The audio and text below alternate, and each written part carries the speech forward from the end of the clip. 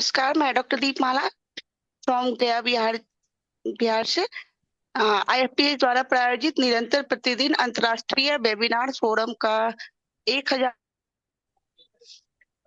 आज के इस ज्ञानवर्धक वेबिनार में हम स्वागत करते हैं एक प्रतिष्ठित शिक्षाविद, कुशल चिकित्सक एवं शोध उन्मुक्त व्यक्ति डॉक्टर ध्वनि ठक्कर का। आज ध्वनि ठक्कर MD होम्योपैथी पिछले 10 वर्षों से अधिक से वह अहमदाबाद गुजरात में एक सफल होम्योपैथिक चिकित्सक के रूप में सेवाएं दे रही हैं। अपने चिकित्सा क्षेत्र में न केवल क्लिनिकल उत्कृष्टता स्थापित की है बल्कि शैक्षणिक क्षेत्र में भी उल्लेखनीय योगदान है। आपको 7 वर्षों से अध्यापन अनुभव है और वर्तमान में आप अहमदाबाद होम्योपैथिक मेडिकल कॉलेज में प्रैक्टिस ऑफ मेडिसिन विभाग में एसोसिएट प्रोफेसर के पद पर कार्यरत है, जो पारुल यूनिवर्सिटी से संबंध है। शैक्षणिक उन्नति की निरंतर अभिलाषा के साथ आपने वर्ष 2024 में IMA कोलकाता से हेल्थ केयर मैनेजमेंट में MBA डिप्लोमा पूर्ण किया है। या इसके अतिरिक्त योग्यता आपके चिकित्सा दृष्टिकोण को प्रबंधन और आधुनिक स्वास्थ्य प्रणाली की समझ के साथ और अधिक सशक्त बनाती है। डॉक्टर ठक्कर का अकादमिक योगदान भी अत्यंत सराहनीय है। आपने राष्ट्रीय एवं अंतर्राष्ट्रीय जर्नल्स में 7 शोध लेख प्रकाशित किए हैं, जो आपके शोधपरक दृष्टिकोण और विषय की गहराई को दर्शाते हैं। आज के इस वेबिनार में हमें उनके समृद्ध क्लिनिकल अनुभव, शिक्षा कौशल और शोध आधारित दृष्टिकोण से लाभान्वित होने का अवसर प्राप्त होगा। आइए हम सभी मिलकर उनका हार्दिक स्वागत करें। आज का आपका विषय है approach of homeopathic in palliative care. So doctor Dhwani Thakkar, आपका IFPH में बहुत बहुत स्वागत है। Over to you ma'am. अब मैम आप अपना स्क्रीन शेयर कर सकती हैं। Yes yeah I just did it. Can you see this? दिख रहा है स्क्रीन पे? yes, your screen is visible, ma'am. Okay. Now So thank you so much, ma'am, for inviting me and introducing me. And right now I want to start my topic. And yes, this is the most important topic, and my subject is practice of medicine. So I know what is the importance of the pathology as well as the practice of medicine, diagnosis of disease. And yes, today's topic is clinical approach of homeopathy in palliative care. Now, first and most important, why I select this topic. So according to my subject in practice of medicine, I have 7 years of experience and I'm teaching this subject since 7 years. So palliative care is one of the most human aspect of the medicine. As a clinician and academician, when cure is no longer possible, care should never stop. So here in this presentation, I would like to focus is on how homeopathy can contribute meaningfully and responsibly in such situations. So we all Madam, this is a Hindi program. Speak in Hindi. Okay, sir. Sorry. I'm really sorry for these things.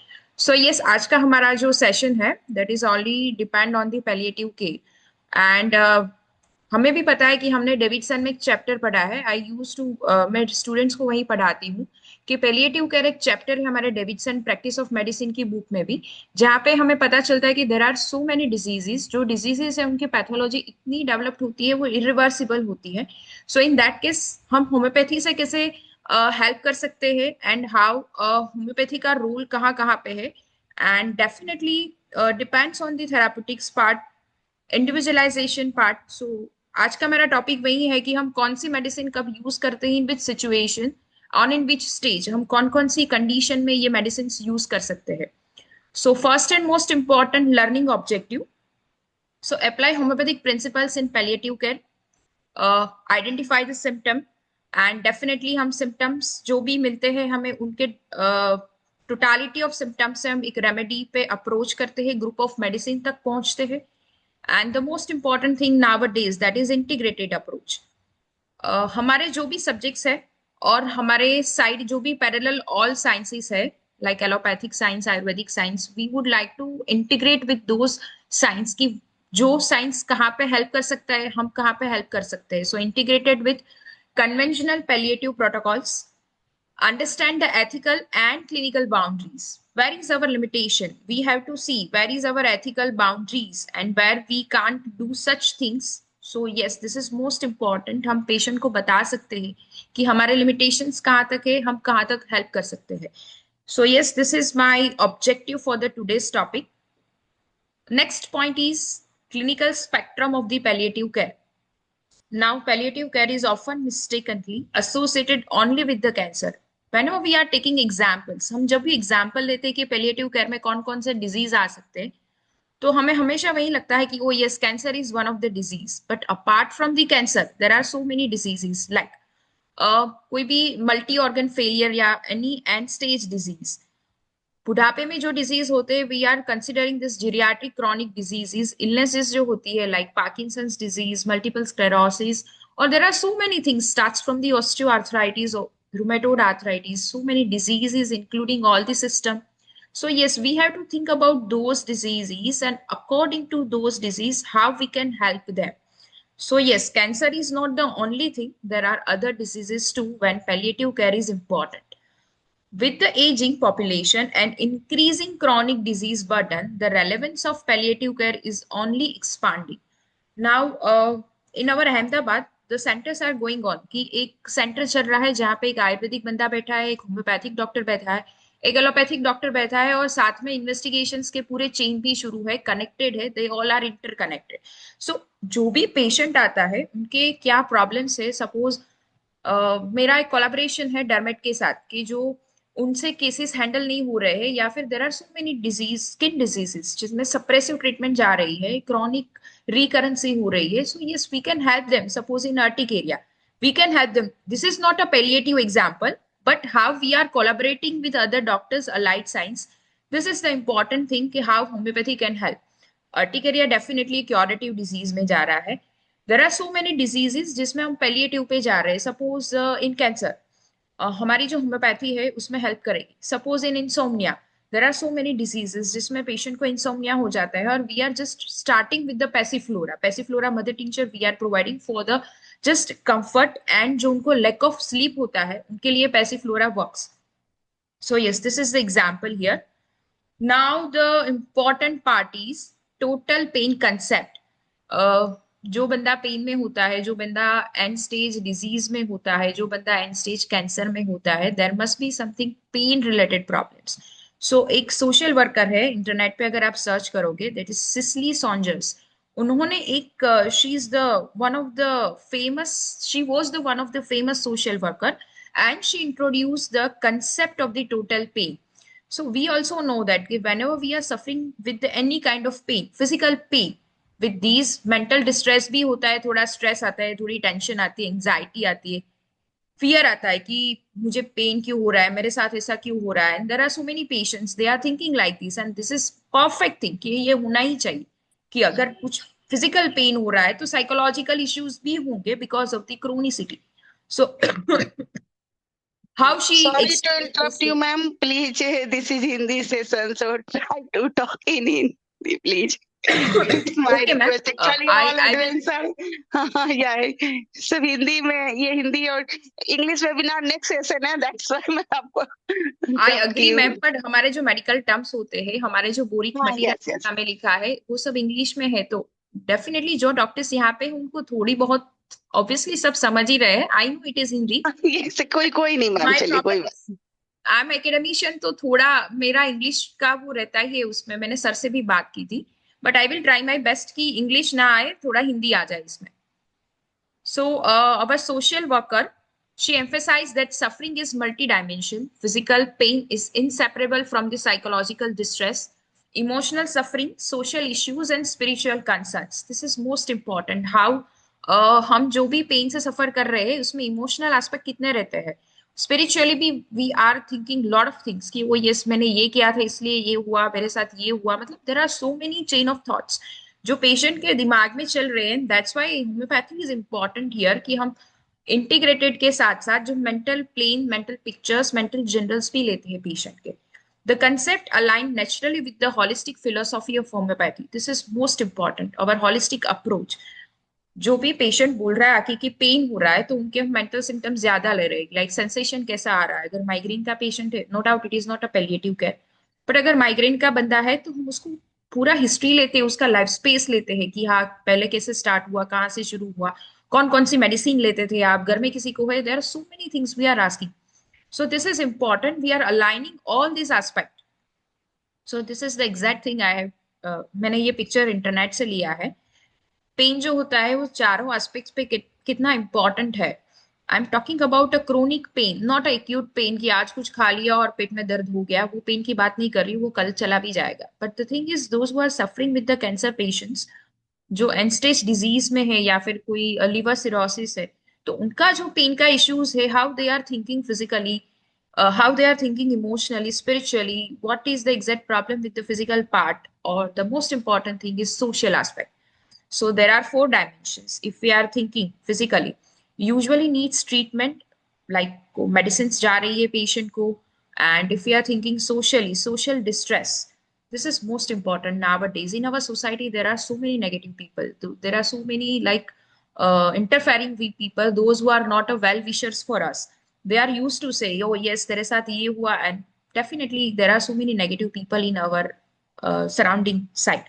So definitely relatives plays definitely a biggest role sometimes as a social aspect, and definitely spiritual and emotionally guilt होता है, एक fear होता है कि आगे क्या होगा, कैसे होगा, लाइफ कैसे मैनेज होगी, मेरे जाने के बाद कौन कैसे मैनेज करेगा. अकॉर्डिंग टू द एज बहुत सारे थॉट्स आते हैं अकॉर्डिंगली कि क्या होगा, एंड जो डिस्कनेक्ट होगा सोसाइटी से, वर्ल्ड से, उसके बाद क्या होगा. So position of homeopathy in palliative care, supportive not curative, this is the most important thing. हम अपने पेशेंट को पहले ही बोल देते कि we are just giving you the supportive care, cure is not possible. Suppose हम ल्यूकेमिया की बात करें तो हम उसमें मेडिसिन दे सकते हैं जो हमारा HB लेवल थोड़ा अप कर सकती है, जो हमारा जो लाइफ का स्टैंडर्ड है, लिविंग स्टैंडर्ड, उसको थोड़ा अप करेगी. बट ल्यूकेमिया यानी कि chronic myeloid leukaemia, we are not giving any curative treatment. In fact curative treatment है ही नहीं. The most important option is chemo radio. उसके बाद जाता है स्टेम सेल ट्रांसप्लांटेशन. वो भी सब में सही सक्सेस नहीं होता है. We all know that after the age of 60 CML is not success. So yes, we have to think like this. We have to explain this to our patient. We are just giving you the supportive treatment. Next point is definitely adjunct to standard palliative medicine. हमारी जो medicine है, बाकी सारी medicine, जो बाकी सारे pathies की medicine है, उसके अकॉर्डिंग कई सारे चेंजेस होते हैं कि जो हम साथ में दे सकते हैं, पैरेलल दे सकते हैं. Symptom oriented and individualised based, improve tolerance and well-being. This is most important thing.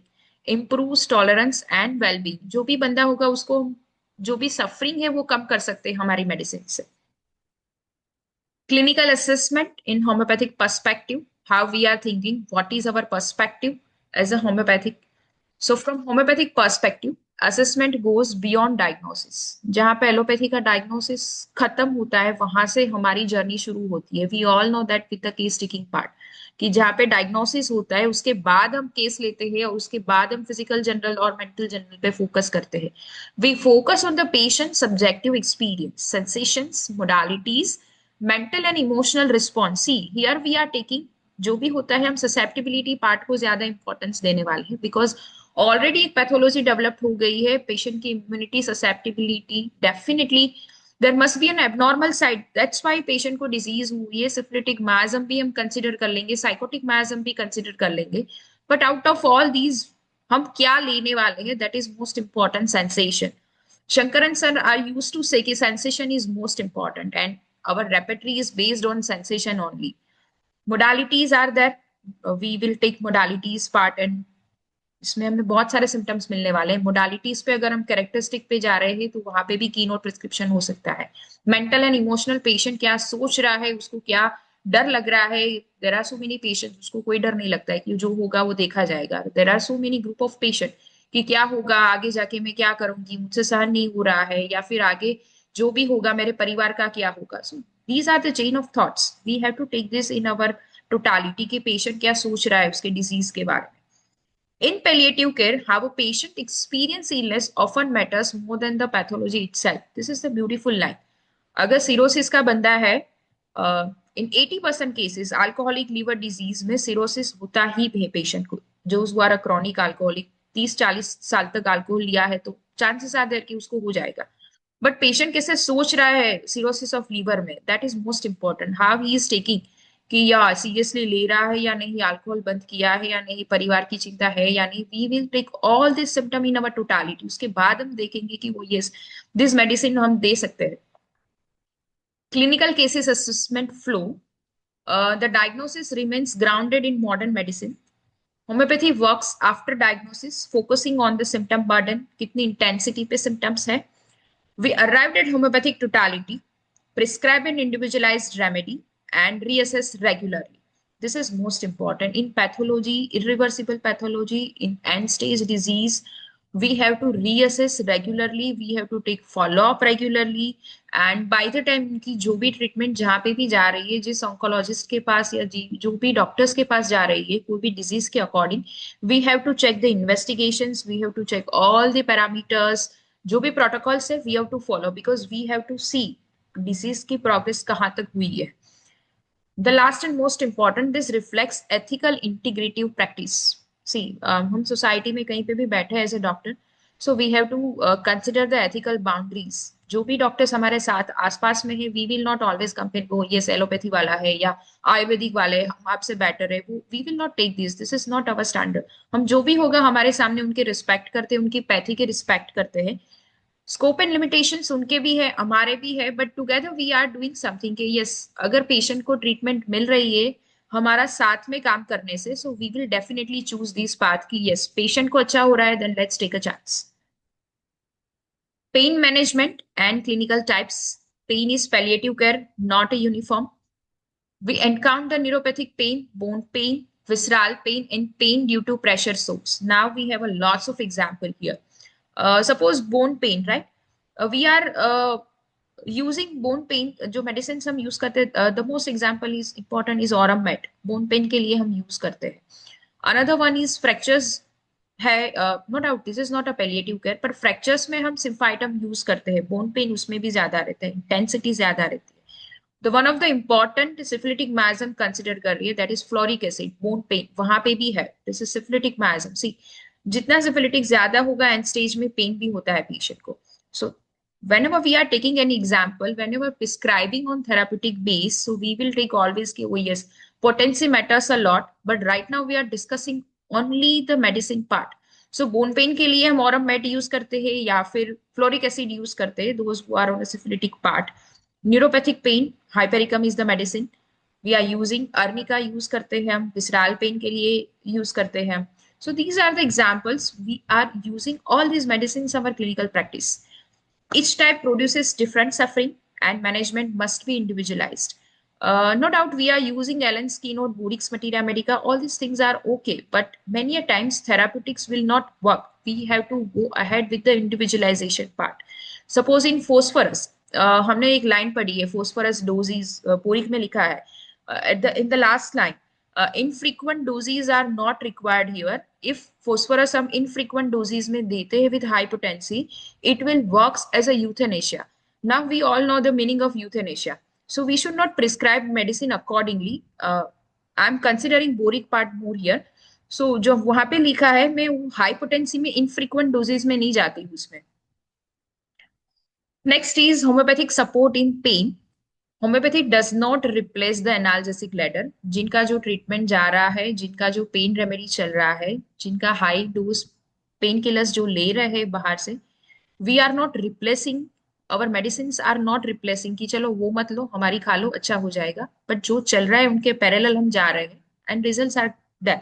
However, it can reduce restlessness, anxiety, and emotional distress associated with the pain.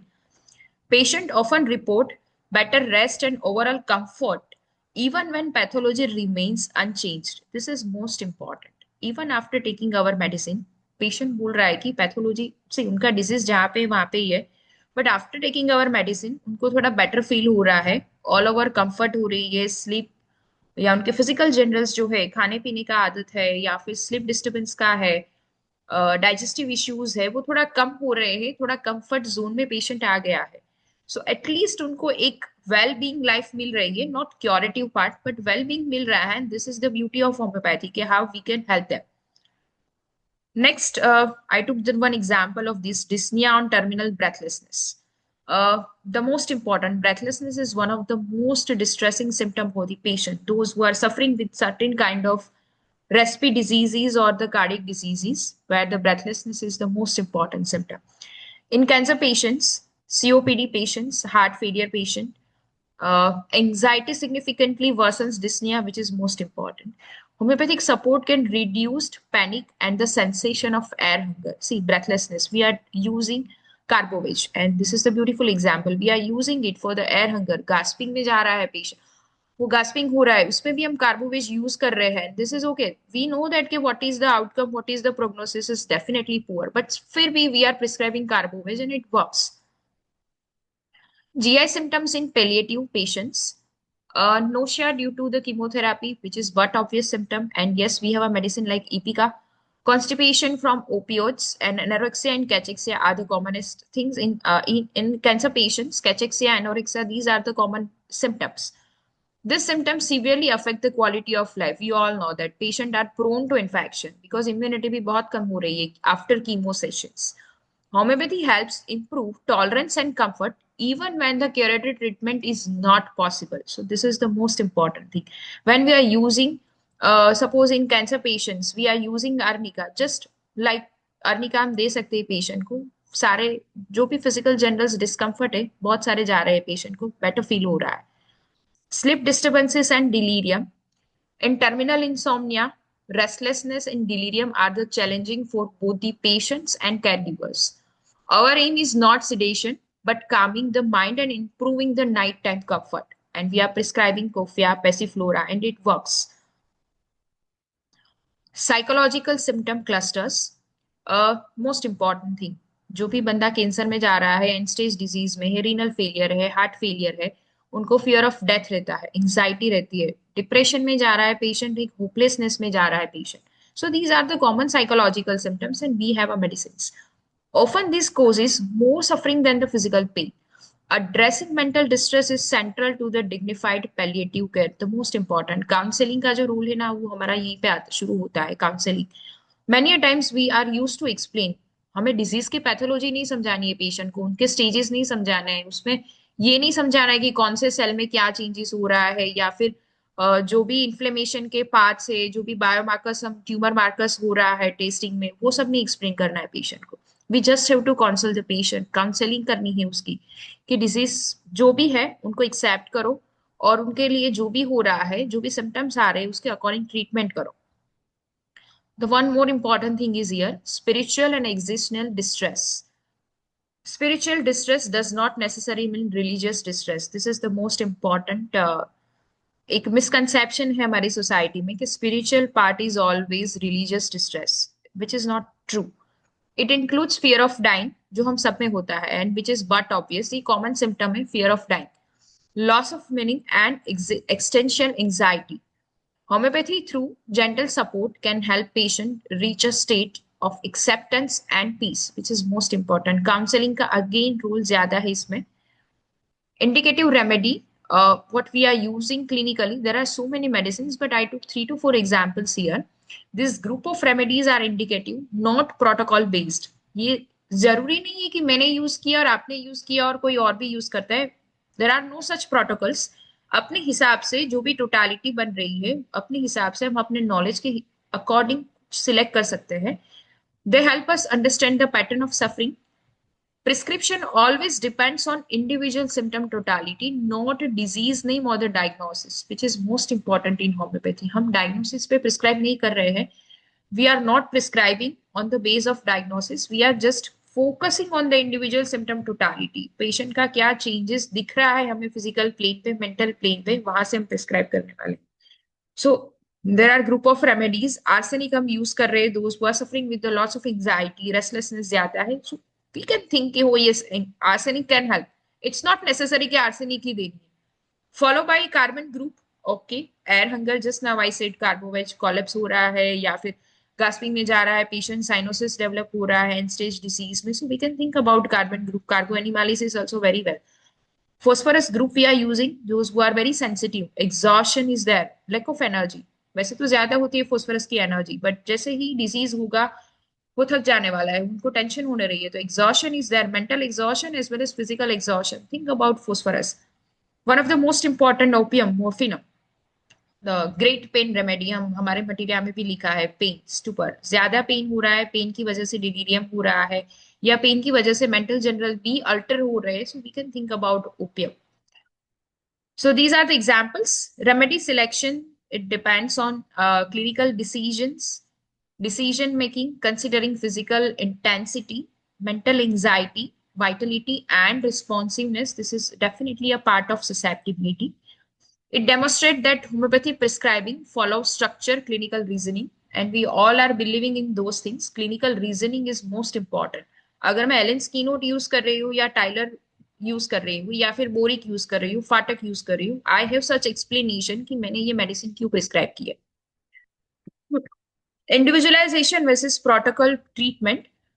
One of the core strength of homeopathy is individualization, and we are truly believed in individualization is most important in our pathy. Apart from these, हम जो अगर हम specific पे चले जाएंगे, specific organ remedy पे चले जाएंगे, देर आर सच केसेस जिसमें हम वहां पे भी प्रिस्क्राइब कर रहे हैं, but our weapon is individualisation. We should follow this thing. Two patients with the same disease may require entirely different remedies because their experience of suffering is different. Definitely, this is the beautiful example. अगर एक बंदा है जिसको दोनों को renal failure है, we are not thinking कि वो यस दोनों को सेम ही मेडिसिन देनी है, बट यस क्रिएटिनिन दोनों का अलग आ रहा है या सेम आ रहा है, that's a different story. But how patient is reacting, उसके थॉट्स क्या है, उसको कितना डर है, फियर कितना है, एंग्जाइटी कितनी है अपने डिजीज के बारे में, उसके अकॉर्डिंग हम प्रिस्क्राइब करते हैं. There are so many medicine जो रीनल फेलियर में भी हम यूज करते हैं. Suppose eel serum we are using, eel serum mother tincture we are using, eel serum potency में भी हम यूज करते हैं. तो जरूरी नहीं है कि एक ही मेडिसिन सबको दी जाए कि रीनल फेलियर में यही मेडिसिन प्रिस्क्राइब करो. Homeopathy with the opioids, clinical reality. Opioids remain essential in palliative care. Homeopathy does not oppose their use. This is most important. We can't ask our patient कि आप वो treatment छोड़ दो, हमारी treatment लो. वो नहीं कर सकते हम. This is against our ethics. Instead, it helps patient to tolerate treatment better and reduce associated distress. Suppose chemotherapy side effect, इसमें हम help कर सकते हैं patient की. थोड़ा better feel हो रहा है patient को after our medicine. But parallelly उनका कीमो का भी सेशन जा रहा है. This integrative approach is both ethical and clinically sound, and which is most important. जो हमारे हेल्थ केयर सेंटर है यहाँ पे, और those who are like wellness centre in our India और in Gujarat also, so they are working accordingly कि सारे centre साथ में ही है. उसमें जो भी बंदा जहाँ पे भी जा रहे हैं उनको पैरेलल, सपोज डाइजेस्टिव पार्ट, अगर किसी को कुछ प्रॉब्लम हो रही है हमारी मेडिसिन के, तो समटाइम्स हम डाइट न्यूट्रिशन वाले उनको भी रेफर कर सकते हैं पेशेंट को कि आप डाइट न्यूट्रिशनिस्ट से मिल लो, कुछ ज्यादा आपको वहां से एडवाइस मिल जाएगी. सो this is integrative part. Interdisciplinary palliative team. Palliative care is team based. Definitely it is a teamwork. The homeopathy is one of the important member among physician, nurses, counselor, and family. Collaboration ensures the comprehensive care, which is most important. Collaboration should be there, and it should be a healthy collaboration. हमें negative way में नहीं जाना है. End of life care phase, definitely जो भी end stage disease है इसमें ये stage आता ही है. As a patient approach end of life, goals shift entirely towards comfort. जो बंदा जाने वाला है उनको पता चल जाता है कि मेरी जो डिजीज है वो इनक्योरेबल है, but now he wants comfort कि जो भी हो रहा है, पेन के इश्यूज हो रहे हैं, वो कैसे कम किए जा सकते हैं. So emotional calmness, peaceful dying and family support become the central part. And yes, homeopathy will help here emotional calmness and peaceful dying. Family and the caregiver burnout. Caregivers experience emotional fatigue and anticipatory grief. Supporting caregivers is an essential but often overlooked component of the palliative care, which is beautiful line, which is completely family oriented. But I have seen the patient, those who are suffering with the palliative care, family का role ज्यादा होता है इस सब cases में, because एक faith भी है, एक जो भी पेशेंस भी रखना है वो फैमिली को ज्यादा रखना है. Communication in advanced illness. Effective communication means truth with compassion. Listening is often more therapeutic than advising. This is most important line. We are used to like चलो जल्दी से advice कर लो और patient को जाने दो, but therapeutic part के लिए उनको सुनना पड़ता है हमें. Cultural sensitivity is particularly important in our context, which is also beautifully explained here. Ethical boundaries in practice. Ethics from the backbone of palliative care. There should be no false hope, no withdrawal of essential care, and always inform the consent, which is most important. Treatment के शुरुआत में explain कर दो, कोई false hope नहीं देनी है. Patient को बोलना है कि जो भी चल रहा है आपका कंटिन्यू करो. वी कांट एडवाइस कि वो छोड़ दो और हमारा कर लो, वो एडवाइस नहीं कर सकते हैं. एंड द इन्फॉर्म्ड कंसेंट वो होना चाहिए, अगर वर्बल देना है तो वर्बल दे सकते हैं, या फिर रिटर्न कंसेंट होना चाहिए कि ये आपका डिजीज है, इसमें हम क्योर नहीं दे सकते हैं, जो भी होगा हम एक पेलिएटिव मोड पे जा रहे हैं, जितना हो सकेगा उतना हम आपको आराम दे सकते हैं आपकी जो भी प्रॉब्लम्स है उसमें. These boundaries protect both the patients and the profession, because we have to think about our medical LIGO aspect also, legal medical aspect जो बोलते हैं कि कल अगर पेशेंट को कुछ भी हो गया है, सो दे कैन नॉट, उनके फैमिली वाले हम पे ब्लेम नहीं कर सकते कि आपने बोला नहीं था. So which is most important medical legal aspect. Clinical advantages of homeopathy. Homeopathy is a safe with the polypharmacy, non-invasive, cost-effective, and well accepted by the patients, making it particularly suitable in the palliative settings. This is most important. Well accepted. अगर accepted नहीं है तो वो आने वाला ही नहीं है. अगर accepted है फिर तभी तो हमारे पास आया है वो. Clinical limitations, we have to keep this in our mind. It is equally important to acknowledge limitations. Homeopathy is not life prolonging. Responses vary, and experienced prescribing is required. Honest acknowledgement builds credibility. This is most important. अगर हम पहले से ही बता देते हैं patient को कि या this is the actual thing, तो डेफिनेटली उनको एक पता होता है कि एक्नॉलेज करेगा कि आपने पहले से ही बता दिया था. Case illustration. This case illustrates how symptoms-based individualized prescribing improved comfort and reduced anxiety in an advanced cancer patients without claims of cure. Future scope in palliative medicine. There is a scope of integrative HOPSIS, systematic research, and policy-level inclusions. Documentation and ethical practice will shape the future, which is most important. Those who are a young homeopaths here, I would like to say documentation and ethical practice, which is most important. We can't go against our ethics. I have heard about so many doctors, homeopaths, जो steroids use करते हैं. I don't know how they are using, but which is not in our science. This is definitely against our ethics, so we should not use those things. And जो भी हमारे पास data है उसको documentation करना चाहिए. और you know where is the problem in our site, why statistically हमारी जो साइंस है वो आगे क्यों नहीं आती. This is one of the reason. जो हमारे पास केसेस होते हैं उनको आगे नहीं आने देते हैं, या फिर हम कहीं पे भी उसको पब्लिश नहीं कर रहे हैं. सो this is most important line कि अगर हमारे पास कोई डॉक्यूमेंटेशन है तो उसको पब्लिश करो. और हमारे जो जर्नल्स है, this is the best platform where we can publish our cases. अगर वो पैलिएटिव का है या फिर any other cases, we should publish this our case. अगर क्योर हुआ है, नहीं हुआ है, फेलियर हुआ है, फिर भी पब्लिश करना चाहिए. So documentation from our side as well as from the these are the various platform where we can put this information. की क्लिनिकल टेक अवेज, जो आज का जो सेशन है उसका एक टेक अवेज, एक मैसेज मैंने रखा है. In palliative care we focus is on the suffering part, not the disease. Disease already हो गया, पेशेंट को पता है कि क्या हुआ है, कितना हुआ है, but how we can help them. उनका जो सफरिंग है उसको हम कम कैसे कर सकते हैं. Dignity and comfort are the priorities. जो पेशेंट की एक कंफर्ट होती है which should be our first priority, कि उनको हम कंफर्ट कैसे दे सकते हैं. Homeopathy functions best as a supportive and integrative care in the palliative part. Thank you. Now I would like to invite the questions, and I would like to invite the people or doctors who are my senior doctors here. I would like to say कि आप अपना clinical experience share करो, and I would really love to hear those things कि आप अपना clinical experience हमारे साथ share कीजिए.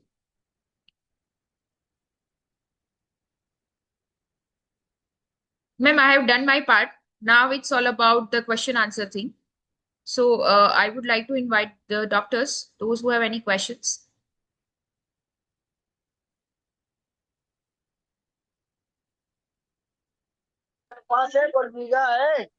एक्चुअली मैम अभी हमारे पास काफी टाइम है. अभी Yes, हमारे yes, पास ma'am, हाँ definitely we have a time. 20, हाँ हम लोगों के पास 20 मिनट्स है. Yes, yes, ma'am.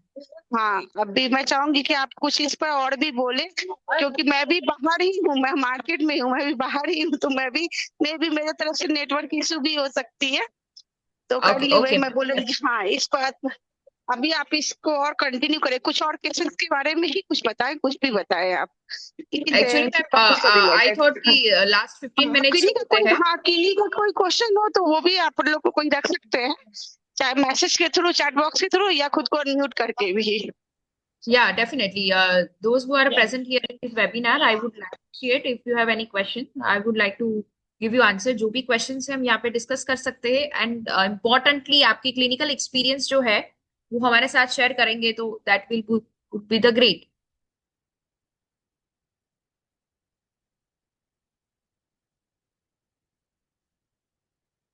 Any questions और एनी क्लिनिकल एक्सपीरियंस? सबके पास होता है clinical experience, those who are practising in their cities, उनके पास होता ही है कुछ ना कुछ पेलिएटिव केयर का एक्सपीरियंस होगा, या कोई केसेस सुने होंगे, या पढ़ा होगा, जर्नल्स में रीड किया होगा। There are so many things, हम कोई भी एग्जांपल ले सकते हैं इसमें। I think there are no question and nobody wants to share their experience. कोई बात नहीं मैम, आप अपने आप खुद से ही कोई केस के बारे में बता दें, इससे रिलेटेड केस के बारे में कुछ चर्चा ले लें। ऑलरेडी मैम मैंने जो भी हाइलाइट्स थी वो बता दी है। I don't have any other cases documentation अभी मैं यहाँ पे लेके नहीं बैठी, but yes there are so many histories जिसमें हम ये सोच सकते हैं कि वो यस, अगर किसी को स्लीप डिस्टरबेंस है तो हम हाउ वी आर यूजिंग, अगर कोई पेशेंट को ज्यादा ग्रीफ में चला गया है, we can use ignatia natrum mur part. जो पेलिएटिव केयर में हम ये सारे मेडिसिन भी पैरेलली यूज कर सकते हैं, कि जिनको जहाँ पे जो प्लेन पे प्रॉब्लम हो रही है, इमोशनल प्लेन पे हो रही है या स्पिरिचुअल प्लेन पे हो रही है, फिजिकल प्लेन पे हो रही है, so we can use those things.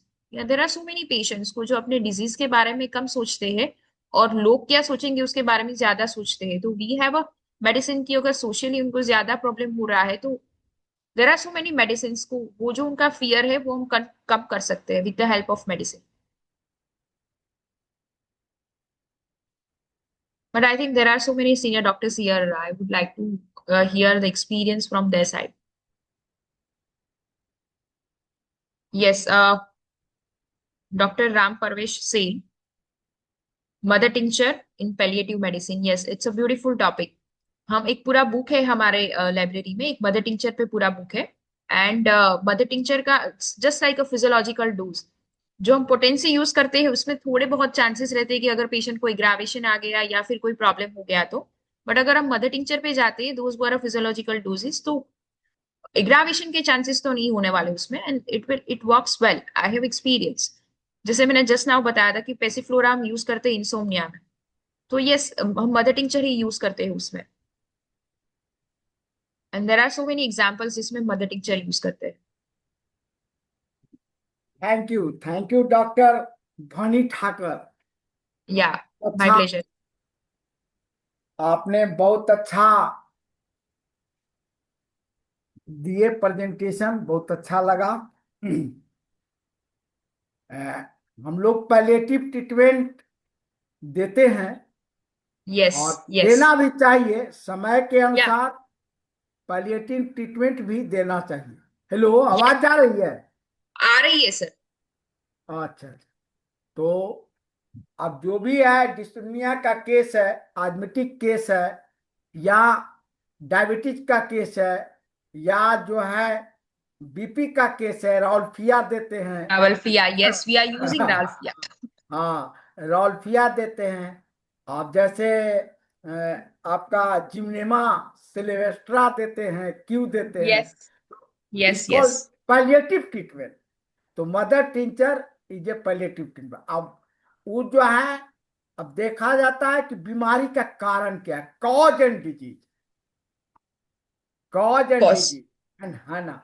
और अकॉर्डिंग टू बीमारी किसके द्वारा पैलिएटिव हुआ है, यदि excess use of allopathic drugs, है ना। Yes which is most important. हाँ, तो यदि ज्यादा अंग्रेजी दवाई खाया गया है, देखिए हम लोग according to homoeopathic drugs and medicine में डिफरेंस है। Drugs is a only treatment of palliative, not curative way of treatment. अब yes sir. Medicine is a curative way of treatment. तो अब देखा गया है कि यदि एलोपैथिक दवाइयां ज्यादा खा के आया है और बहुत पुराना केस हो गया, उससे तकलीफ है, तो हम लोग को तो पैलिएटिव देना होगा, है ना। यस सर, देना ही होगा। देना होगा। और तब जो है हमारे क्लिनिक में आएगा, वो आराम मिलेगा थोड़ा, तब आएगा। तो हम लोग डायबिटीज के केस में, बीपी के केस में राउल्फिया देते हैं। आजमेटिक केस में जो है सोरेलिया देते हैं। और आज ही का पेशेंट एक था जो हम जो है इस तरह का सोरेलिया का जो है उसको नींद कहता, खांसी इतना होता है कि नींद नहीं हो यस, पाता है ना। तो हम उस डेफिनेटली। केस में जो है, हाँ, तो सेडेटिव ट्रीटमेंट करते हैं। आप देखते हैं कि यदि कारण मेंटल है, और बीमारी तो अकॉर्डिंग टू होम्योपैथिक माइंड से ही आता है। Main cause of disease mind है, main cause yes of disease mind है। अब फंडामेंटल लॉ जो हमारा दिया गया है, psora, sycotic and syphilitic, main cause of yes, disease. और शोरा से पहले जो क्लासिफिकेशन ऑफ डिजीज अप्रोचिंग 1272 में बताया गया है कि ये यस, हमारा जो है फर्स्ट जो है indisposition, slide. Maintenance cause of disease. यदि मेंटेनेंस कॉज है तो उसको लाइफ स्टाइल या उसका खान पान, रहन सहन, योगा, उससे हम ठीक करते हैं। अब मान लिया कि कोई काम हम शादी विवाह में पड़े हुए हैं, नींद का जागरना हो गया, अब उसके लिए हम दवाई खाएंगे, सेडेटिव रेमेडी खाएंगे, मेडिसिन खाएंगे, सोरेलिया खाएंगे, तो बीमारी बढ़ेगी। उसको कम से कम एक दिन जगह है तो 2 दिन आपको रेस्ट लेना होगा, है ना। Definitely sir. हाँ, तो इनडिस्पोज हमारे हनुमान साहब बता दिए हैं, इनडिस्पोजिशन उसको मेंटेनेंस करना है। अब तीसरा आता है डिजीज में शोरा साइकोटिक, क्रोनिक डिजीज में शोरा साइकोटिक एंड। अब शोरा का अर्थ है होता है mind, mental yes, itching. Mental itching mind की खुजली के कारण ही बीमारी होती है। अब माइंड की खुजली क्यों होता है? माइंड की खुजली, शोरा का मीन्स ही होता है, शोरा मीन्स इचिंग, खुजली, नोचनी। तो इन नोचनी इट इज एक्सटर्नल नोचनी, लेकिन उसके पहले मेंटल इचिंग होता है। अब मान ली बहुत ज्यादा सिगरेट पीने का इच्छा, बहुत ज्यादा चाय पीने का इच्छा, शराब पीने का इच्छा, ये माइंड का मेंटल इचिंग है, जिसके कारण यस, से हम जो है बीमारी उत्पन्न होता है। तब वह उसको हम ट्रीटमेंट करते हैं या गलत ट्रीटमेंट करते हैं, उसका हम एलोपैथिक या ड्रग्स से ट्रीटमेंट करते हैं, तब हमारा साइकोटिक और सिफिलिटिक में चेंज होता है, सिस्टम यस, खराब होता है ना। तो यस सर। बताया गया है शरीर का जो है, इसीलिए पैलिएटिव ट्रीटमेंट देना जरूरी है। और होम्योपैथिक में पैलिएटिव ट्रीटमेंट दिया जा सकता है, ताकि जो है रोगी को कम से कम हमारा जो है तकलीफ हो और हमारा दवाई काम करे। तो इसलिए बहुत अच्छा आपका बताया गया कि पैलिएटिव ट्रीटमेंट जरूरी है। समझे ना। जरूरी है, हाँ, जरूरी है। हमारे अभी टाइम कैसा चल रहा है कि sir there are so many diseases, उसमें क्योर पॉसिबल ही नहीं होती है। हम दिख हाँ, रहे हैं कि जो भी जा रहा है, जो भी लाइफस्टाइल जा रही है, उसकी जो प्रॉब्लम्स आ रहे हैं नए नए, उसमें पैलिएटिव देना ही पड़ता है। प्योर। अब तो बीमारी का कारण ही कम्बिनेशन हो गया है। अब माँ बाप ही बीमार है तो उसका बेटा कैसा होगा? जी, बीमारी जो हेडिटरी आ रहा है अब, बहुत सा बीमारी जो है। अब डायबिटिक है तो उसका बेटा का भी डायबिटिक होता है, उसका पोता का भी हो रहा है। तो इस यस, तरह का कारण तो कम्बिनेशन है, और कम्बिनेशन एसेंशियल है, लेकिन कम्बिनेशन पॉजिटिव नहीं है, कम्बिनेशन निगेटिव है। तो पॉजिटिव कम्बिनेशन हो तब तो बहुत बढ़िया है। Without combination no formation, no construction, no development. Combination is the necessary nature. Combination जरूरी है, नेचर भी बना है कम्बिनेशन से, मेनी काइंड्स ऑफ एलिमेंट से। तो उसी तरह से हमारा, हम भी बने हैं कम्बिनेशन से, माता पिता का कम्बिनेशन से, और या बीमारी वहां से आया है। तो हमको तो कुछ तो उसको ठीक करना पड़ेगा, चाहे वातावरण, चाहे वातावरण अभी क्या है जो और ये देख ही रहे हैं। सोच माता पिता को है तो हम सोचते हैं तो हमें भी हो सकता है ये, that is the important thing, हाँ, थॉट्स। हाँ। तो इसीलिए होम्योपैथिक ट्रीटमेंट ही लाया गया, इन विजुलाइजेशन, प्रत्येक व्यक्ति के लिए अलग अलग दवाइयाँ, अलग अलग जो है, जो जैसा सोचता है वैसा जो है दवाई दिया जाता है। किसी को मीठा खाने का पसंद, किसी को नमकीन खाने का पसंद, है ना, तो दवाई यस, देते हैं। किसी देर आर 3 फंडामेंटल लॉ, जैसे सोरा, सिफिलिस, साइकोटिक, उस तरह से 3 टाइप का मैन, है ना, हॉट, कोल्ड एंड मॉडरेट, है ना। तो यह होता ही है। तो बहुत अच्छा लगा आपका जो है ध्वनि ठाकर जी, बहुत बढ़िया, थैंक यू, बहुत बहुत धन्यवाद। Thank you very much. आपने जो एडवाइस दी है वो भी मुझे अच्छा लगा कि एज अ सीनियर प्रैक्टिशनर में कुछ मिल रहा है आपसे। और आई ऑलवेज यूज टू से माय टीचर्स कि जो भी आपके एक्सपीरियंस है वो हमारे साथ शेयर करो, तो हमारा जो यंग जनरेशन है उसको थोड़ा यूटिलाइज कर सके आपके नॉलेज का, आपके एक्सपीरियंस का। Thank you for your experience. Thank you. Any other question from the other side? एक क्वेश्चन और भी है मैम, आप चैट बॉक्स में देख लीजिए।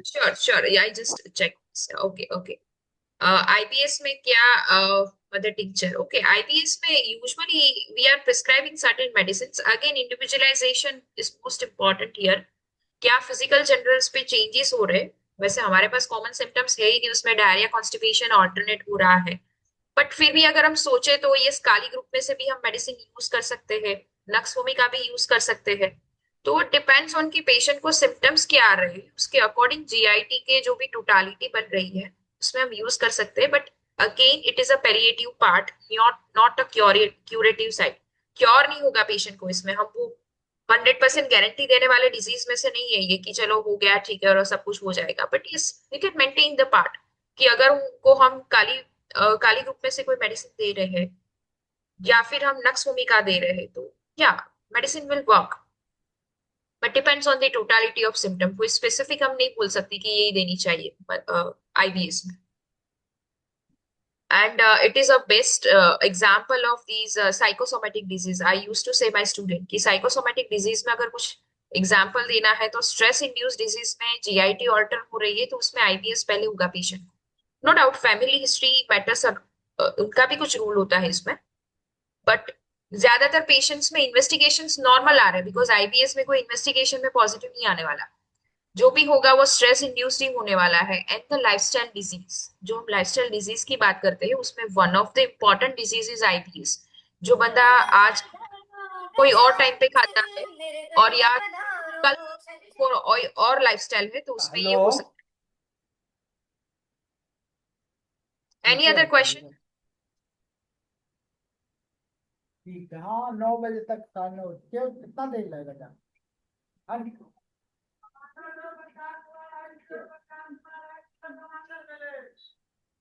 Ma'am I think there are no any other questions.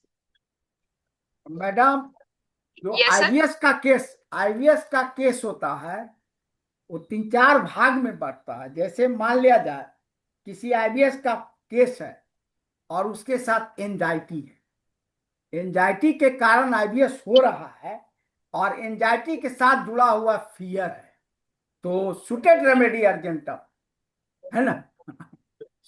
है, यदि आईवीएस का केस है और उसके साथ इरिटेबल है और एंगर है तो नक्सुनका is the best remedy IVS. Yes definitely. यदि आईवीएस का केस है, यदि आपका गैस डोमिनेंट, गैस ज्यादा बढ़ रहा है तो lycopodium is the best remedy. हाँ, यदि आईवीएस का केस है और वह पेशेंट इमोशनल है ना, इमोशनल है तो हम जो है उसमें पलचेटला भी दे सकते हैं, है ना। तो यस, इस तरह का आईवीएस का केस में देखा जाता है और ये क्योर भी हो सकता है। ये यदि हम पावर में देंगे तो क्योर होगा।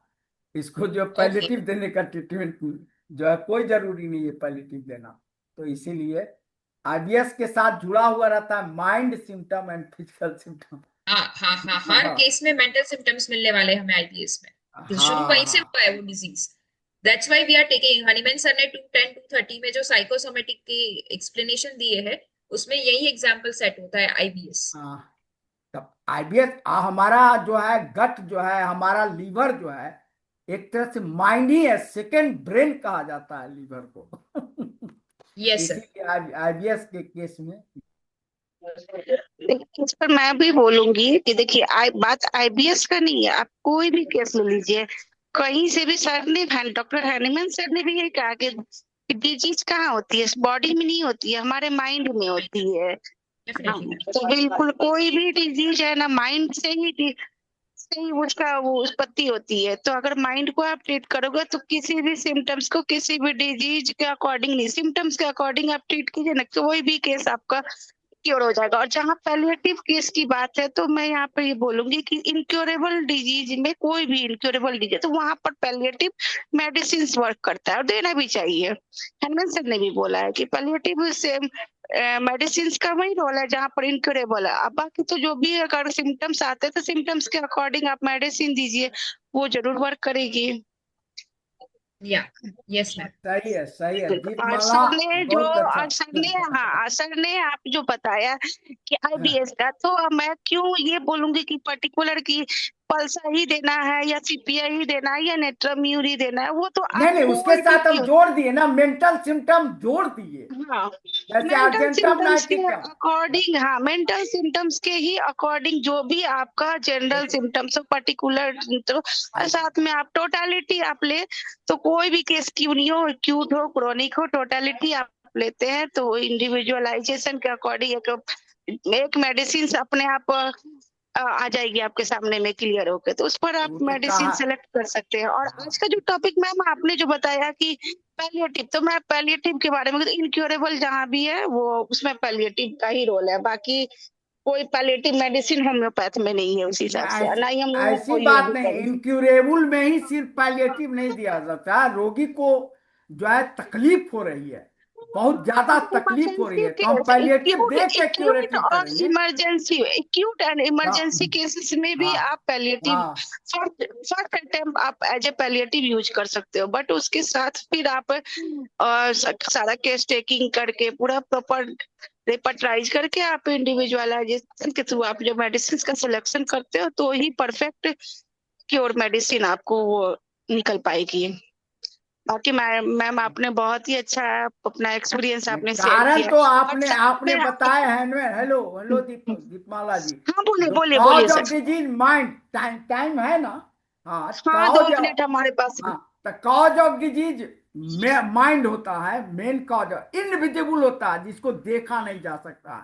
जैसे आप एक एक बीमारी का कारण ही इनविजिबल है।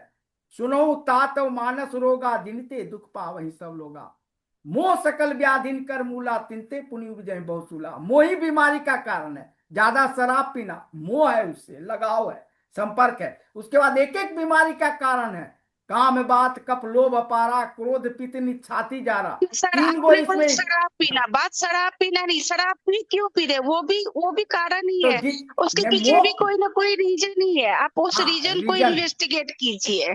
हाँ तो हाँ हाँ आपके रीजन लिए वो बेस्ट ट्रीटमेंट, आप वो सब बेस्ट मेडिक आप सिलेक्शन नहीं, कर तो पाएंगे। मोह उसका रीजन मोह लिए, उससे लगाव है, उससे संपर्क है, उससे नजदीकी है, तो वह जो है बीमारी का कारण ही है। ज्यादा मोह, ज्यादा मोह, अमृत भी क्यों नहीं हो, दूध ज्यादा पीते हैं तो वह आपका डायरिया होगा ही। तो सर इसलिए एक्सेस ज्यादा एवरीथिंग इज और बैड, कम, इसलिए तो बोलते हैं जरूरत से हाँ, ज्यादा जा खुजली हो तो हम वो नुकसान ही उसमें करता है। विशेषण लगाएंगे, ज्यादा कम का विशेषण लगाए। और यदि वे में जो संतुलित वे में हम लेते हैं तो वह मेरा जो है मेडिसिन का काम करता है। तो थैंक यू। बिल्कुल हाँ थैंक यू डॉक्टर चलिए सुपरवाइजर, आपने चलिए आपने बिल्कुल, आपका भी आज बहुत अच्छा सजेशन आपने दिया, आपका भी चलिए बहुत अच्छा रोल था, थैंक यू हाँ थैंक यू। चलिए और चलिए, मैम घर आपने घर भी बहुत अच्छा। होम्योपैथिक, घर घर Thank you very much homeopathic, घर घर everyone for homeopathic. supporting me and joining me today. Yes yes thank you ma'am, ऐसे ही आते रहिए और अपना एक्सपीरियंस इस प्लेटफॉर्म पे शेयर कीजिए। सो आईएपीएफ की बिहार से बहुत बहुत धन्यवाद आपको। अब हमारा हिंदी सेशन खत्म हो रहा है, इंग्लिश सेशन स्टार्ट होने जा रहा है। सो अभी मैं डॉक्टर धनेश सर को हैंड ओवर कर रही हूँ। Over to you sir.